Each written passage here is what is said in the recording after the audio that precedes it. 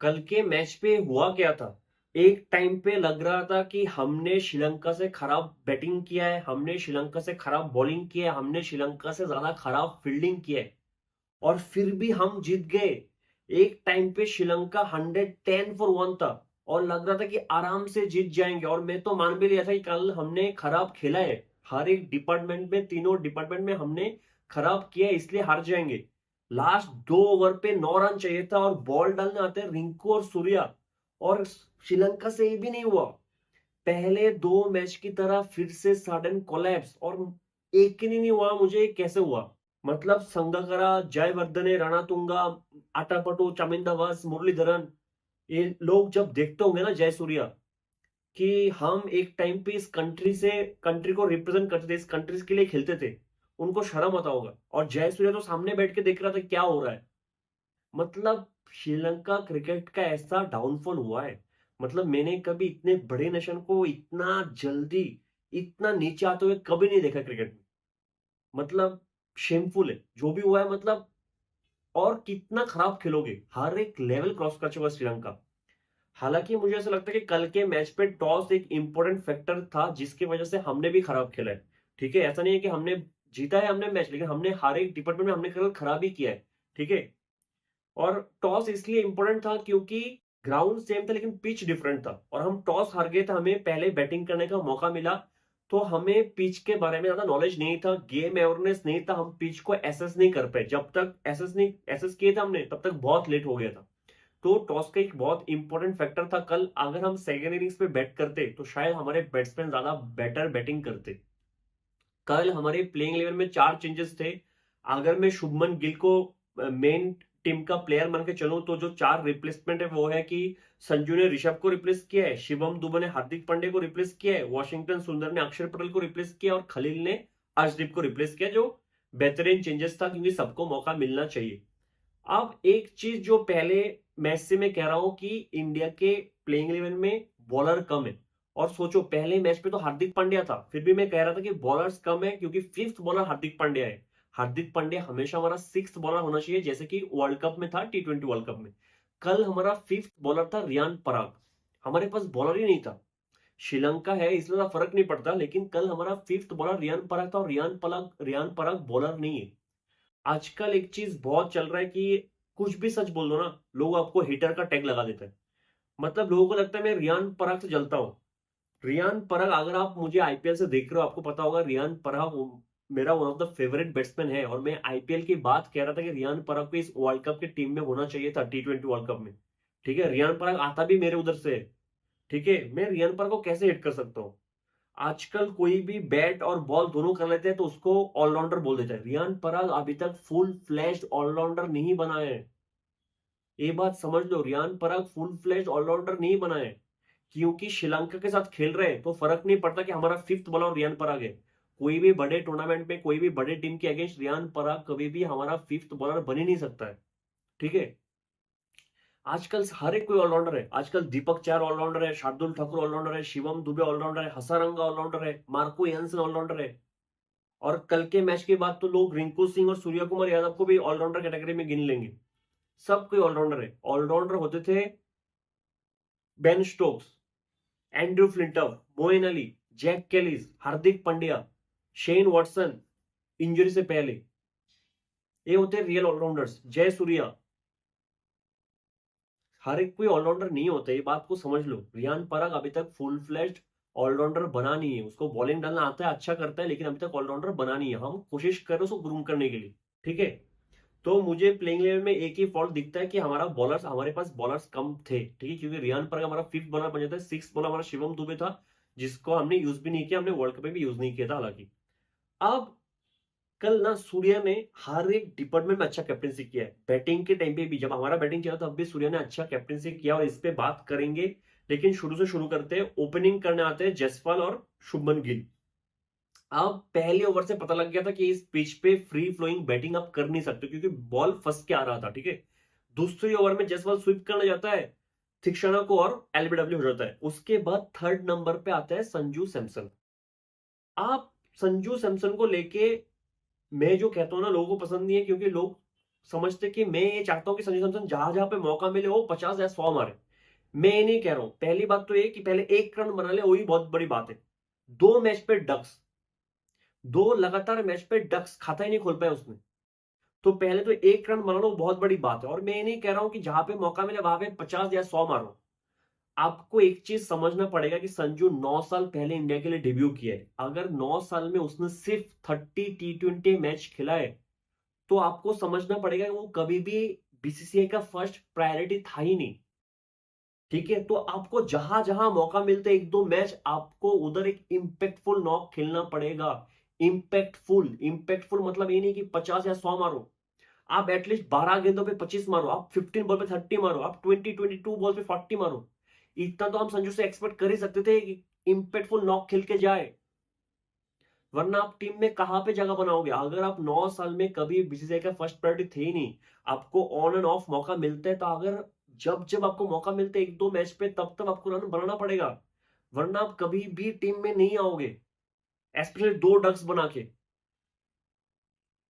ठीक है, क्या आप शानदार मौका नंबर 3 पे आया था। बहुत अच्छा मौका था सिंगल डबल लेके उस पिच पे इनिंग्स बिल्ड करने को। इन पिच को पढ़ने का कोशिश भी नहीं किया संजू ने कल। टू बी वेरी ऑनेस्ट, कोशिश भी नहीं किया है। बड़ा शॉट खेलते हुए कहीं पे बैट घुमाया, बॉल कहीं और गया और आउट। बहुत डिसअपॉइंटेड हूं मैं संजू की परफॉर्मेंस से, बहुत ज्यादा। और ये प्रॉब्लम है कि इंडिया के टी20 में अभी कोई भी कीपर अभी तक अच्छा किया नहीं एक्चुअली। ऋषभ पंत जो आपका फर्स्ट प्रायोरिटी है, उसने ऑलरेडी 78-79 मैच खेल चुके हैं, स्ट्राइक रेट बहुत कम है, एवरेज भी खास नहीं है। और ऋषभ पंत जिस लेवल का बैट्समैन है, उसका फुल पोटेंशियल अभी तक इंटरनेशनल टी20 क्रिकेट में बाहर आया नहीं है। संजू सैमसन का बोल के फायदा नहीं है, ईशान किशन अभी तक इंप्रेसिव नहीं था, जितेश शर्मा जिसको बीच में मौका मिला पूरा हक दिया है। मतलब कोई भी कीपर अभी तक टी20 में इंडिया के लिए अच्छा कर नहीं रहा है, जितने भी कॉम्पिटिटर्स है। अगर ऐसा चलेगा ना बहुत लंबे टाइम तक, तो शायद केएल राहुल फिर से वापस आ जाएगा टी20 में। और ऐसा मत करो कि केएल राहुल वापस आ जाएगा टी20 में। ठीक है, आप संजू की बात बैटिंग करने आता है रिंकू सिंह। इधर मैं बात कर रहा था कि सूर्या का कैप्टनसी देखो, उसने रिंकू को मौका दिया ऊपर जाने के लिए। रिंकू के पास भी एक बेहतरीन मौका था ये प्रूव करने के लिए कि मैं सिर्फ फिनिशर नहीं हूं, एक प्रॉपर बैट्समैन हूं, और कल वो डिस्प्ले कर सकता था। रिंकू का फॉर्म थोड़ा सा डीप हुआ है, हालांकि आईपीएल में भी अच्छा बैटिंग बिल्कुल भी नहीं किया है, लेकिन इसलिए शायद वर्ल्ड कप भी छूट गया था उसका। लेकिन लास्ट सीरीज में भी एक मैच पे शायद फेल हुआ था, इस सीरीज पे शायद 2 मैच पे एक एक बना के आउट हुआ है। बेहतरीन मौका था कल भी रिंकू के पास, वो भी बड़ा शॉट खेलने के और आउट हो गया। अब मैं सूर्या के बारे में बात करना चाहता हूं। सूर्या का फेवरेट पोजीशन, एक तो वो नंबर 3 या नंबर 4 पे बैटिंग करने आता है। ठीक है, पूरे सीरीज में बाकी 2 मैच में शायद नंबर 3 पे आया था। ठीक है, कल नंबर 4 पे भी नहीं आया, वो रिंकू को भेजा है। एक कैप्टन के लिए अपना फेवरेट पोजीशन छोड़ना बहुत ज्यादा डिफिकल्ट होता है, और सूर्य ने करके दिखाया है कि यंगस्टर को मौका दे रहा है, जिसको बैटिंग करने का ज्यादा मौका नहीं मिला इस सीरीज पे। वो न खुद नंबर 3 पे आ सकता था, वो खुद नंबर 4 पे आ सकता था, लेकिन आया नहीं है। ये डिफरेंस है सूर्य कुमार यादव और शुभमन गिल द कैप्टन में। शुभमन गिल लास्ट सीरीज में जिम्बाब्वे में कैप्टनसी कर रहा था, अपने फेवरेट पोजीशन को सेक्रीफाइस ही नहीं किया, 5 मैच पे बैट किया है ओपनिंग पोजीशन में। ठीक है, 5 मैच पे। और जो डेब्यू कर रहा था अभिषेक शर्मा, उसको नंबर 3 पे भेजा है। यही चीज मैं जिम्बाब्वे की सीरीज पे कह रहा था कि शुभमन गिल थोड़ा सेल्फिश एक्ट किया है, वो अपने फेवरेट पोजीशन को सेक्रीफाइस कर सकते हैं यंगस्टर के लिए, जिसके लिए बेस्ट मौका था कि ओपनिंग पोजीशन में आके बेटर पोटेंशियल डिस्प्ले कर पाए। लेकिन शुभमन के लिए किया नहीं है, लेकिन सूर्य को देखो ना, वो कर रहा है। ये डिफरेंस होता है एक बड़े कैप्टन और एक, मतलब जो नए कैप्टन है, इमेच्योर कैप्टन है, जो बस अपने बारे में सोचता है। ठीक है, बेहतरीन कैप्टनसी किया कल सूर्य ने, बेहतरीन। अब रिंकू के आउट होने के बाद सूर्य आता है, और सूर्य भी अपना फेवरेट शॉट खेला जाता है पीछे की तरफ और कैच आउट।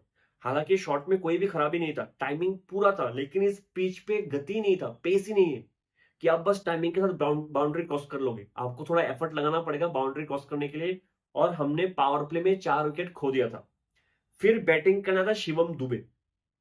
अब दुबे के पास भी एक बहुत बड़ा मौका था, क्योंकि हमें पता लग गया कि दुबे फर्स्ट प्रायोरिटी में नहीं आता है। अगर आता होता तो वो पहले 2 मैच में प्लेइंग 11 में होता। तो दुबे के पास भी एक बहुत बड़ा मौका था कि अच्छा खेले, मिडिल ओवर पे स्पिनर्स ही थे सिर्फ, हसरंगा, बाकी जो 2-3 स्पिनर्स थे उनको खेलने का मौका मिलता, जो स्पिनर्स को वो अच्छा खेलता है। लेकिन दुबे क्या करता है, दुबे ऑफ स्पिनर को कट करने जाता है, लेट कट, एज लगता है, और बेहतरीन कैच था कीपर का, मेंडिस का, बेहतरीन फील्डिंग किया कल श्रीलंका ने। हसरंगा ने एक कैच पकड़ा जो बेहतरीन कैच था। श्रीलंका कल हर एक डिपार्टमेंट पे हमसे आगे था, टू बी ऑनेस्ट। 36 ओवर्स बहुत अच्छा क्रिकेट खेला है। आप 5 विकेट बहुत जल्दी गिर जाता, शायद 48 के स्कोर पे शिवम दुबे आउट हुआ था। उसके बाद रियान पराग बैटिंग करने आता है और रियान पराग और शुभमन गिल को एक इनिंग्स बिल्ड करना था और दोनों ने मिलकर बहुत अच्छे से आराम से इनिंग्स को बिल्ड किया है। 15th ओवर तक लेके गया जहां पे शायद इंडिया का स्कोर 102 फॉर 5 था। बहुत अच्छा बैटिंग किया। अब हसरंगा डाला था 60th ओवर जहां पे शुभमन गिल कूद जाता है। फ्लाइटेड डिलीवरी था, वो कूद गया, बॉल को मिस करता और स्टंप हो जाता है। अब मुझे समझ में नहीं आया कि शुभमन गिल कूदा क्यों है। ठीक है, वो जगह पे खड़ा होकर भी खेल सकता था। 37 बॉल पे 39 बना के आउट हुआ है। हालांकि लोग बस स्कोर कार्ड देखेंगे तो कहेंगे कि टेस्ट मैच खेल के गया है, लेकिन अच्छा नॉक था। तो बहुत अच्छा नहीं था लेकिन अच्छा नॉक था, क्योंकि पिच टफ था, कंडीशन टफ था, इंडिया का सिचुएशन बहुत ही खराब था। तब जो फर्स्ट टास्क था शुभमन गिल के लिए वो है कि इनिंग्स को बिल्ड करना, और उसने वो किया है काम। अब जो सेकंड टास्क था शुभमन गिल, उसमें वो फेल हो गया, क्योंकि शुभमन गिल वाइस कैप्टन है ओडीआई में भी, टी20 में भी। हम शुभमन गिल को बहुत हाई रेट करते हैं, बेहतरीन बैट्समैन, उसमें कोई डाउट ही नहीं कि बहुत अच्छा बैट्समैन है। इंटरनेशनल क्रिकेट का बहुत ज्यादा एक्सपीरियंस है शुभमन गिल को।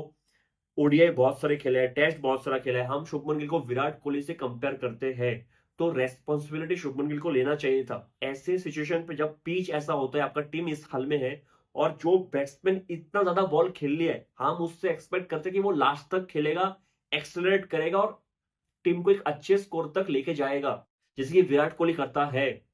ठीक है, नंबर 3 नंबर 4 वाला बैट्समैन यही करता है। जब पिच ऐसा हो ना, तो हम हमेशा एक्सपेक्ट करते हैं कि जिससे ज्यादा बॉल खेल लिया, जो सेट है वो एक लंबा इनिंग्स खेल के आए। लेकिन शुभमन गिल इनिंग्स को एक्सेलरेट कर नहीं पाए, उधर फेल हो गए। हालांकि इनिंग्स बिल्ड कर लिया था जो अच्छा था, 70% टास्क कंप्लीट किया था, 30% टास्क उसने कंप्लीट नहीं किया था जो हम शुभमन गिल से एक्सपेक्ट करते हैं। अब उसी ओवर पे Riyan Parag deep mid wicket के ऊपर से छक्का मारना जाता है, उधर आउट हो जाता है। हालांकि वो बॉल मारने वाला बॉल ही था, आधे पिच का बॉल था, शॉट भी सही लगा लिया था, प्लेसमेंट भी सही था, लेकिन फिर से वही पिच पे क्योंकि पेस नहीं है, गति नहीं है, तो बाउंड्री क्रॉस किया नहीं है। रियान पराग जब तक खेला है, डिसेंट खेला है, आप कंप्लेन नहीं कर सकते हो। अब इधर इंडिया फंस गया था, क्योंकि शायद इंडिया का स्कोर 105 फॉर 7 हो गया था इस ओवर पे। अब मुझे देखना था कि वॉशिंगटन सुंदर क्या करता है, क्योंकि आप याद रखना वॉशिंगटन सुंदर भी ऑन एंड ऑफ प्लेयर है, वो हमेशा टीम में रहता नहीं है। छोटे छोटे जब सीरीज होता है छोटे छोटे टीम के साथ, तब वो आता है। वॉशिंगटन सुंदर ने भी शायद 5-6 साल पहले इंडिया के लिए डेब्यू कर चुका था वो, या फिर इससे ज्यादा हो गया शायद वॉशिंगटन सुंदर का, उसने भी बहुत पहले डेब्यू कर लिया था। लेकिन वो हमेशा ऑन एंड ऑफ रहता है, क्योंकि टीम में जडेजा होता है, टीम में अक्षर पटेल होता है। एक तो अक्षर पटेल को जडेजा के लिए मौका नहीं मिलता, तो वॉशिंगटन सुंदर को कहां पे मिलेगा। लेकिन वॉशिंगटन सुंदर को जब जब मौका मिलता है वो अच्छा करता है। मुझे वो बॉर्डर गवस्कर ट्रॉफी याद आता है जहां पे इंडिया जीता था ऑस्ट्रेलिया के साथ। उधर Washington as a replacement player आया था और जो बैटिंग किया वॉशिंगटन ने, बेहतरीन था। उसके बाद भी वो ड्रॉप हो गया था, लेकिन जब जब वो उसको मौका मिलता है वो परफॉर्म करके देता है। और मैं संजू से यही एक्सपेक्ट करता हूं, जब आपको एक एक दो मैच में मौका मिलता है ना, आप इंपैक्ट छोड़ के जाओ, कि एटलीस्ट सिलेक्टर्स के दिमाग में रहे कि ये प्लेयर में बहुत पोटेंशियल है, ये हमारे स्कीम ऑफ थिंग्स में रहना चाहिए। वॉशिंगटन सुंदर वो प्लेयर है, जब जब मौका मिलता अच्छा करता है। 105 फॉर 7 था और इंडिया को 137 तक लेके गया वॉशिंगटन सुंदर, जिसमें उसने खुद 25 रन बनाए। मेरे हिसाब से कल इंडिया के लिए सबसे बेहतरीन बैटिंग वॉशिंगटन सुंदर ने किया है। बहुत ज्यादा इंपैक्ट था उस 25 रन का, जो इंपोर्टेंस है ना, आप समझ नहीं पाओगे, इतना ज्यादा इंपोर्टेंट था वो 25 रन। रवि बिश्नु ने भी एक रिवर्स स्वीप खेला है जो बहुत अच्छा शॉट था हालांकि। अब 137 मुझे ऐसा लग रहा था कि इस पिच पे शायद एनफ था, क्योंकि हमारे स्पिनर से बहुत सारे, हमारे पास रियान पराग थे, हमारे पास रवि बिश्नोई था, हमारे पास वॉशिंगटन सुंदर है। ठीक है, खलील भी ज्यादा ऑफ कटर डालते हैं, शिवम दुबे भी ऑफ कटर डालता है, और सिराज भी ऐसे पिचेस पे बहुत अच्छा करता है। और मुझे लगा था कि स्कोर एनफ है। चेस पे जाने से पहले मैं एक चीज को क्लेरिफाई कर देता हूँ। बहुत लोग कहेंगे कि संजू ने 2 मैच पे डक बनाया है, रिंकू भी 2 मैच पे फेल हुआ है, तो रिंकू को कैसे बैकिंग मिल जाएगा, संजू को क्यों नहीं। आप संजू और रिंकू को कभी भी कंपेयर कर ही नहीं सकते हो, क्योंकि दोनों अलग स्किल सेट लेके आता है। रिंकू जिस पोजीशन पे बैटिंग करने आता है वो प्रूवन फिनिशर है। डोमेस्टिक सर्किट पे भी इस नंबर पे आके कोई फिनिशर नहीं है। रिंकू का कॉम्पिटिटर रिंकू खुद है, और रिंकू का कॉम्पिटिटर कोई है ही नहीं। शिवम दुबे रिंकू का कॉम्पिटिटर है ही नहीं। शिवम दुबे मिडिल ओवर पे अच्छा खेलता है जब स्पिनर्स डालते हैं बॉल। रिंकू स्पिन पेस दोनों का अच्छा खेलता है, और रिंकू एंड पे भी, लास्ट पे भी, डेथ ओवर में भी अच्छा बैटिंग करता है। रिंकू का कॉम्पिटिटर रिंकू खुद है। संजू सैमसन का जो स्किल सेट लेकर आता है, उसका कंप्यूटर बहुत सारे विकेट कीपर बैट्समैन है। संजू का कॉम्पिटिटर बहुत सारे लोग हैं। आप अलग तरीके से डिफरेंट स्किल सेट के प्लेयर को कंपेयर नहीं कर सकते हो। हार्दिक पांड्या अगर 5 मैच पे खराब करेगा तो फिर भी वो 6 मैच पे टीम में होगा, क्योंकि हार्दिक पांड्या जो स्किल सेट लेके था वो किसी के पास नहीं है। बुमराह अगर 20 मैच पे खराब खेलेगा फिर भी 21st मैच पे वो फिर से होगा, क्योंकि बुमराह जो स्किल सेट लेके था वो किसी के पास नहीं है। हालांकि सिराज अगर 6 मैच पे खराब करेगा तो उसको ड्रॉप कर दिया जाएगा, क्योंकि स्किल सेट सेम नहीं है। अभी कभी बुमराह और सिराज का कंपेरिजन बनेगा ही नहीं। ऑब्वियस बात है कि बुमराह को बैक करेंगे ज्यादा। ऐसे संजू और रिंकू के बीच कंपैरिजन बनता ही नहीं है। अगर रिंकू 2-3 मैच में 0 करेंगे फिर भी उसको बैक करेगा, क्योंकि रिंकू उस पोजीशन में ऑलरेडी ग्रूम्ड है, फिनिशर की पोजीशन में। और हमारे डोमेस्टिक सर्किट पे मुझे तो याद नहीं आता कि कोई भी प्लेयर है जो इस पोजीशन पे आके अच्छा कर सकता है। आप चेस पे आते हैं और पहले की 2 मैच की तरह श्रीलंका के ओपनर्स ने बहुत सॉलिड स्टार्ट दिया है। पहले 8 ओवर पे 50 रन था विदाउट एनी लॉस। अब कल हमने फील्डिंग भी बहुत खराब किया है। पहले तो संजू ने शायद सिराज के बॉल पे मेंडिस का कैच छोड़ा था, फिर बिश्नोई के बॉल पे डाउन द लेग एक इजी कैच छोड़ दिया। बिश्नोई के बॉल पे हालांकि और एक कैच संजू ने छोड़ा था जो थोड़ा डिफिकल्ट था। 3 कैच संजू ने कल छोड़ा है, ठीक है। हालांकि बिश्नोई ने शायद 9th ओवर में आके निसंग को आउट कर दिया। बिश्नोई ने टोटल 2 विकेट लिए, लेकिन बिश्नोई कल बहुत ही खराब बॉलिंग की है। और मैं इस चीज को इसलिए डिस्कस कर रहा हूँ क्योंकि कल का जो पिच था वो स्पिनर्स के लिए बहुत ज्यादा मदद कर रहा था, ठीक है। स्पिनर्स को असिस्ट कर रहा था वो पिच, फिर भी बिश्नोई ने बहुत खराब बॉलिंग किया है। स्कोर कार्ड देख के शायद पता नहीं लगेगा, लेकिन अगर आप बिश्नोई का लेंथ देखो कल बहुत खराब था। जिस पिच पे मदद था उस पिच पे बिश्नोई बहुत शॉर्ट लेंथ डाल रहा था।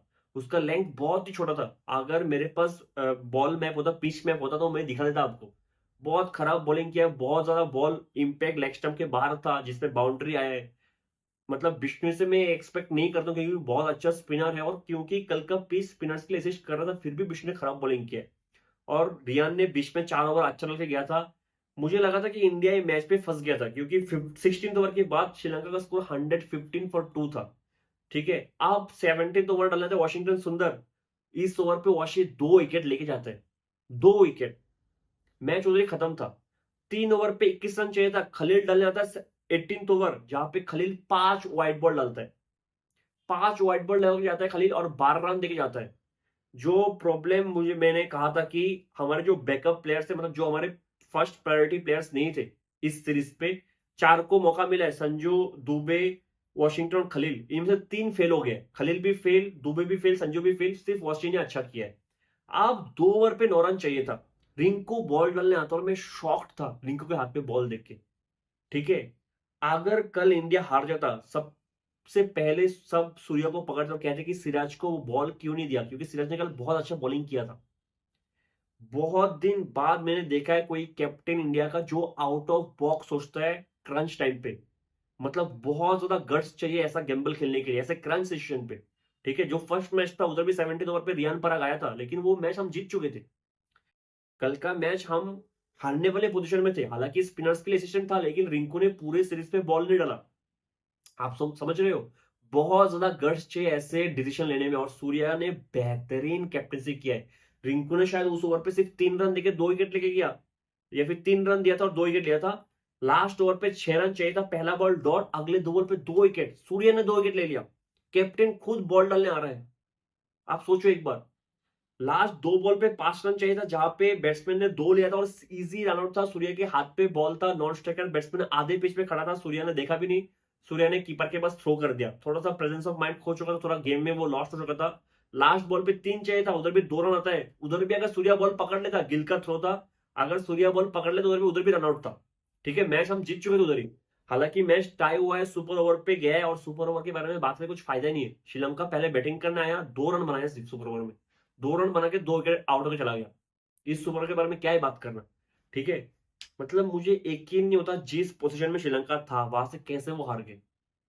मतलब श्रीलंका ने बहुत खराब खेला कि हमने बहुत अच्छा किया। हमने तो अच्छा नहीं किया, क्योंकि 36 ओवर्स मैच का श्रीलंका ने एक्चुअली हमसे बेटर किया था। अगर देख लो, श्रीलंका ने कल कैश ड्रॉप नहीं किया है, बॉलिंग भी बहुत अच्छा किया है, बैटिंग भी अच्छा कर रहा था 60 ओवर तक। और हमने बैटिंग भी हमने खराब किया है। हमने बॉलिंग भी, जैसे मैं रवि बिश्नोई के बारे में बोल रहा था कि उसने बहुत शॉर्ट लेंथ डाला है, बहुत ज्यादा, ठीक है। खलील भी बहुत ज्यादा एक्स्ट्रा ले जा रहा था, और हमने फील्डिंग भी खराब की, हमने कैच भी ड्रॉप किया। फिर भी हम वो मैच जीत गए। बेहतरीन मैच था कल का मैच।